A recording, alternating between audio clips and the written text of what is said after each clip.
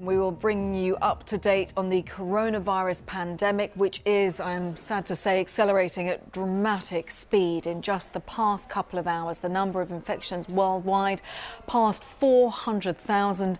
Now compare that to only 2 days ago when the figure stood at 300,000. We're going to update you on the situation around the world, but let's start in the United States, where in the past few minutes, Donald Trump has again insisted that his country can get back to business in the next month. That is despite a warning from the World Health Organization that the US has more than 51,000 coronavirus cases and that it's at risk of becoming the epicenter of this global pandemic. Well, the US president has been giving his daily update at the White House. Here's some of what he said. Ultimately, the goal is to ease the guidelines and open things up to very large sections of our country as we near the end of our historic battle with the invisible enemy. It'll go on for a while, but we win. We'll win. I said earlier today that I hope we can do this by Easter. I think that would be a great thing for our country, and we're all working very hard to make that a reality. We'll be meeting with a lot of people to see if it can be done. Easter is a very special day for many reasons. For me, for a lot of our friends, that's a very special day. And what a great timeline this would be. Easter. So the president there speaking in the last few moments. Right now, the rest of the Trump administration is continuing to give that daily briefing on coronavirus. This comes from the White House. We're continuing to monitor what they're saying, and we'll bring you in all the headlines as and when they come to them. But what I want to do right now is just focus on what the president was saying, because my colleague Gary O'Donoghue in Washington was listening to the president. And Gary, it just sounds very optimistic when the president says, although he caveats it that he is focusing his analysis on data, but that the economy will be back up and running, the US will be back up and running by Easter. That we're talking weeks away. Yeah, I mean, just to be clear, in the Christian calendar, Easter Sunday is on April the 12th. So that is around, 3 weeks away from where we are now. Now, the president has mentioned Easter earlier on today. He's been talking for the last couple of days about ending this thing in the next few weeks rather than months. He talked about those who had mentioned months previously as not being realistic. He wanted things up and running before that. In fact, he talked about it being months before that as well, June, July and August he talked about. He did caveat, as you say, later on in his words, which are still going on there, saying that the decisions are driven by what he called the health, safety and well-being of all citizens. But it is a confusing message. The president seems on the one hand to be saying, look, I think we can do this in weeks, in a sense, whatever's going on with the data, but also suggesting that it's all about the health and well-being of the citizens as well. So I think there will be some concern, particularly among the scientists and others. And also in those areas like New York City where things have really spiraled very, very badly. They are really struggling to keep control up there, and they're having to set up temporary hospitals, 1,000-bed hospitals in arts centres like the Javits Centre on the west side of Manhattan. And I think a lot of people will feel here that this is quite premature. Yes, they certainly will. Gary, for the time being, thank you. Gary just mentioned there New York City, and I want to just unpack some of the figures because it's really important just to understand why it feels a little bit optimistic as to what the president was saying. New York City has nearly 15,000 cases, and if I just bring up this tweet from a reporter from the New York Times, this is from Andy Newman, at Andy Local. He is comparing New York State and Italy in this particular tweet, saying that they are now virtually tied when it comes to the figures. Both New York State and Italy have around 105 confirmed cases per 100,000 residents. So it's also worth bearing in mind, however, that New York State is less densely populated than Italy and is also 2 weeks behind Italy. So it just goes to show how far further down the road the New York State is. Now, the governor of New York State has warned that the number of cases was doubling every 3 days, and the peak of the infection could come in as little as 2 to 3 weeks. And let's have a little listen to also what the Mayor of New York, Bill de Blasio, was saying about this. This is my appeal again to the federal government to ensure that we get a lot more. We need thousands more ventilators here in New York City to stay ahead of the curve of this disease and to save lives that can be saved. Now, away from New York, some clinics in the US have also warned that they face closure because they're running out of equipment, including masks and surgical gowns. One of them is the Open Cities Community Health Center in Minnesota. Here's a spokesperson. You know, community health centers are essential frontline providers in the response, preparation, and prevention of COVID-19. And as you are well aware, COVID-19 has caused a widespread shortage of personal protective equipment. So let me just bring you an update from Wall Street, where the Dow Jones recorded actually its biggest one-day percentage gain since 1993. And this percentage gain happened after lawmakers in the states said that they were close to a deal for an economic rescue package. So a little bit of light. Let's go back to Gary, who's monitoring all of this for us. So Gary, it feels like there is a little bit of movement and a little bit more optimism on the US markets, because that rescue package could potentially be agreed. Yes, just very quickly, just picking up on the PPE, the protective equipment. President did give some numbers on that. He's talking about 8 million of these sort of N95 masks shipping out this week, 14 million surgical masks, as he put it, and 1.9 million gowns. So he did give some updates on that. But you're right, in terms of the stimulus package being debated by the Senate at the moment, it does seem that they're inching ever closer to a deal. That's looking at around $2 trillion worth of support to the American economy and the American worker. To give you some scale, that's 10% of US GDP, $2 trillion. It's a huge, vast amount of money. I'm not surprised that that has stabilised the markets to some degree. Also, what will have stabilised the markets is the Fed, the Federal Reserve, America's central bank, yesterday effectively saying it would start buying back government bonds and corporate bonds and underwriting the credit markets, the commercial paper and the lending that keeps the liquidity moving round in the system, underwrite that really to an unlimited extent. That will also stabilise the markets somewhat. OK, let's turn to India now, where a countrywide lockdown has come into effect. This is impacting 1.3 billion people. The restrictions will be enforced for 21 days. The Prime Minister Narendra Modi made the announcement earlier. Hindustan को बचाने के लिए, to save India and every Indian, to save you and your family. From midnight tonight, there will be a total ban on venturing out of your homes. Well, these stricter containment measures follow a sharp increase in coronavirus cases in India. 519 people are now known to be infected. A further 10 people have died. The BBC's Zubair Ahmed reports from Delhi. The lockdown has just begun. It is going to be on for 21 days.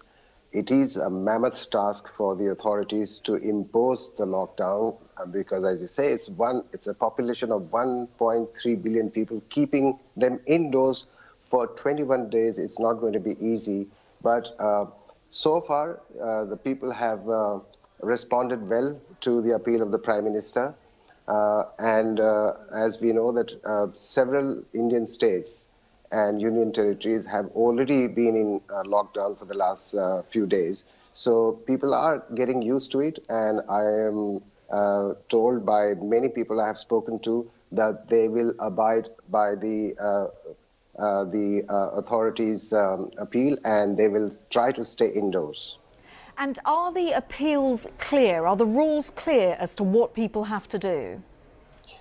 Mr. Modi, when he addressed the nation for nearly half an hour, tried to explain every little bit to the people of India. Now let's bring you up to date with the situation with coronavirus in Spain, because there the death toll has jumped by more than 500 in just a single day as the situation in the country quickly worsens. There are now almost 40,000 recorded cases. This is up from a little over 33,000, the number that was just around yesterday. And nearly 3,000 people have died, making Spain the worst affected country in Europe after Italy. Now, a number of emergency measures are being put into place, including the construction of this makeshift hospital. This is in a conference centre, and also an ice rink being used temporarily as a morgue. Well, Guy Hedgecoe has more from Madrid. The important thing here is that that jump in the number of deaths each day is still getting bigger. The previous jump had been 462. Over the last 24 hours, it's been 514. So you can see that number is still going up. And the authorities very much want to see that taper off. They have warned us that this week is going to be a really key week in the fight against this virus. And they said that we're going to see possibly a continuation of the increase in deaths and those kinds of jumps. But they have also said that they are hoping that the quite restrictive measures they introduced just over a week ago across the country are going to start bearing some kind of fruit. So hopefully within a few days we might start to see those numbers start to taper off slightly. We'll be back with Guy in a moment, because I want to tell you about Spain's defence minister, who says that a rather distressing development. Staff at some care homes left those homes after the virus was detected, and the army, well, they then during visits found some older people completely abandoned in these homes. Devastatingly, sometimes they even found dead bodies in these beds. Let's get more on this particular aspect from Guy again. The chief prosecutor is announcing an investigation into all this. It's still not clear how many retirement homes this has happened in and where exactly they are. Yeah, really difficult development there in Spain. Let's turn to Italy. Our correspondent Mark Lowen has been tweeting about the numbers from there. He's describing them as a mixed bag when it comes to Italy's figures. Deaths up. Daily toll from 601 to 743, but he says that the daily increase in infections is falling again, now down to just over 7%. So although it's a tragic increase in deaths, the actual number, there's a slowing of new cases, and he's describing this as looking like a trend. So if we have a look at this on a graph, it looks like this. Basically, the orange bars are the number of new cases, although you can see today there was a slight increase, but overall they are dropping. The blue line across the bottom there, this is the percentage rate of increase, and that, as you can see, it is still trending downwards. Now, the strict measures the Italian government has taken should push that particular number even lower, and Bloomberg journalist actually tweeted a little bit more detail about this, saying that Italy enforced the lockdown, this really strict lockdown they have, 2 weeks ago. Many of the patients who've died in recent days contracted this infection before that. So in theory, what we should be seeing is the effects of the lockdown on the number of hospital and intensive care unit admissions in the next few days. Now, other countries across Europe will also really be watching those particular figures. They want to see what is happening in Italy, because this will shape their own responses to the virus. These are some of the latest pictures from Rome, where police are, well, they're taking tougher measures. They're intensifying their checks. They're using helicopters, flying them frequently over the city, making sure that people are, in fact, abiding by the measures.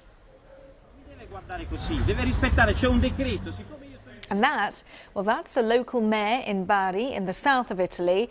And this is taking place a few days ago. He's telling that person that you must respect the decree, go home, otherwise the police will come and use force. Now, you've probably seen on social media, mayors around Italy have been venting their frustration in videos online. You must stay at home. Don't you understand that people are dying? More than 400 people a day are dying. And you're insisting on trying to find tricks to dodge the law and leave your homes? So there are various mayors, various videos like that. Let's go back to Mark Lowen from Rome. The Prime Minister tonight has spoken and he has said that he hopes very soon to be able to ease those restrictions in Italy, but he has also said that the fine for violating the rules will be increased, going up from a maximum currently of €206, that's about $230, going up to €3,000, that's about $3,500. So a big hike in fines to try to deter people from going out of their house and from going around without justification. So the measures being taken in Italy. Now let's turn to France. The death toll there has now passed 1,000. The country is really struggling to keep up with the speed of this pandemic. 5 doctors have died from the illness. There's a lot of concern that not enough protective equipment is available for medical staff. Here's Lucy Williamson. In places like Mulhouse, it's the very ill who are leaving hospital. Intensive care units here are overflowing. And with dozens more critical cases admitted each day, patients are being sent to Marseille, to Brittany, even to Germany and Switzerland, in a never-ending scramble for beds. And one senior doctor told me that stocks of a key life support drug have virtually run out. Our health system wasn't ready for this. I'm not sure there's a health system anywhere that's ready for it, because the scale of the crisis is bigger than any system could face. The mechanisms we're putting in place aren't enough. In the hospital car park, a military field camp has been set up with 30 intensive care beds. Enough to last the hospital here about a day. The government this week tightened quarantine restrictions across the country and introduced a 6-month jail sentence for those who regularly don't comply. The Health Ministry has said the epidemic could start to peak here this week. A doctor working in the heart of the Mulhouse crisis has described it as a huge wave moving west and warned it could saturate hospitals in Paris within days. That's the snapshot across Europe. Let's turn to Japan, where the Tokyo Olympics and Paralympics have been delayed for a year because of the virus. Japan's Prime Minister Shinzo Abe said he wanted to hold the Games by the summer of 2021 at the latest, as proof that the world has won over COVID-19.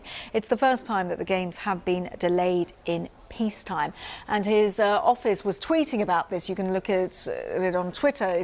They said that the president of the International Olympic Committee and also Shinzo Abe together agreed that the Olympics wouldn't be cancelled but simply delayed. Well, I caught up with Santiago Lange, who's an Argentinian Olympic sailor who won his first gold medal at the Rio Olympics back in 2016. He is at high risk of complications because of surgery that he needed because of cancer. He told me exactly what postponing the Olympics meant for him. We're all expecting this, as you said, and I think what the world and the humanity are going on in these days is far more important than our desire to win a medal right now. And so, obviously at the beginning, when there was a little bit of doubt when the games were going to happen, you continue training really hard, and you're at the end of a high athlete. You keep pushing, but nowadays it's clear that the total planet is living and the human being is living. We should leave that aside for a while and no regrets of what's going on. Absolutely. Interestingly, you've got 2 sons who competed in sailing in Rio. They were also hoping to compete in Japan. So your whole family hugely affected by this. How do you keep up your spirits? How do you look forward to summer 2021? Well, as I said, we've been pushing very hard, and now, I stay quiet because I really strongly believe that it's things way more important that I can complain. I cannot complain being an athlete waiting for getting back to the sea to train. Watch out for Santiago and his sons in a year's time.